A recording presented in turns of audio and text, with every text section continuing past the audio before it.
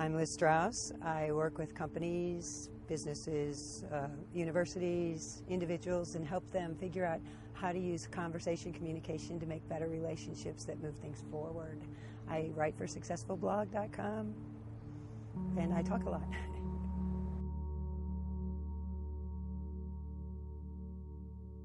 When you're conversing online, you're conversing with one person at a time, or you should be. But at the same time, there are people across the internet who can be listening, and there are people across time who can be listening. Your grandchildren can be listening. Your future husband, your future wife can be listening. Anyone can be listening to what you're saying. So you're talking to one person or a group of people who happen to be present, but you're also talking to the universe at the same time. And so that requires a certain kind of awareness and a centeredness in who you are. And you have to be aware that you have to show yourself as being someone behind the screen so that they can relate to you, and allow for a certain sort of transparency so that the conversation can happen. Because if they don't feel that there's a person behind the screen, they won't respond. Authenticity and the transparency are almost mandatory to have a relationship online, because I can't see you.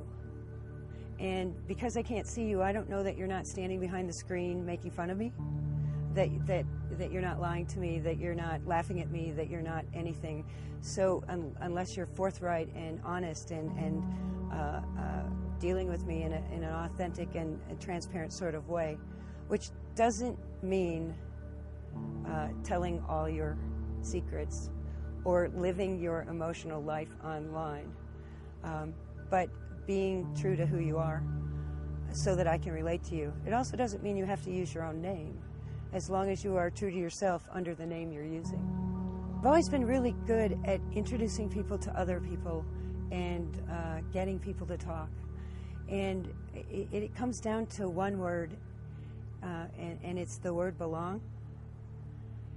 And one of the things that I found out that I've been exploring in like the last 2 years is the idea that we're raised to be leaders on someone else's path.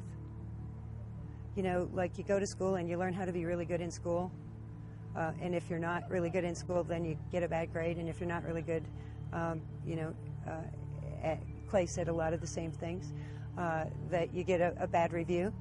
And as I work with people, the thought kept coming to me, well, what if instead of trying to fit yourself to a job, you fit the job to you? And it's becoming more and more possible with what's going on online.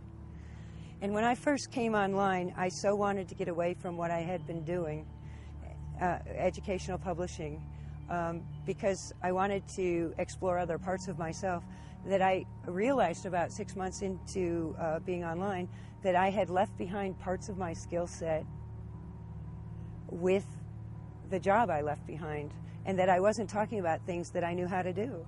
I'm a literacy expert, and I wasn't talking about how to read print online. It was an amazing thing to figure that out. And so I also started exploring, like, what word defines you, and what am I really good at? You know, what are you really good at? Know yourself. Everybody's talking about live your passion, but you can't live your passion if you don't know who you are. So I started looking at who I was, and I found out that I'm all about the word belong, that word comes up a whole lot, and that what's really important to me is that I belong on the planet. And that's why I'm so good at making other people feel like they belong. And doesn't that just make so much sense? Like, what gift can you give to other people better than the one you need the most? Well, in order for life to work, you have to be totally connected, like integrated. If you're all head, the likelihood is you're going to be an asshole. You think too much. You try and think for other people. You try and put your thoughts in their head. You try and think what they're thinking. And you really can't do that. You can only put your thoughts in their head. If you're all heart, you're likely to become a little needy and wishy-washy about what you're doing. You let your emotions rule you. If you integrate your head and your heart together, there's a dynamic tension, just like structure and expression when you write. But still, that's not enough. What you need is a third part, the meaning. If you put your head and your heart and your meaning all in the same direction, it doesn't matter if you're talking about life or work or romance or food or sex or whatever, it works.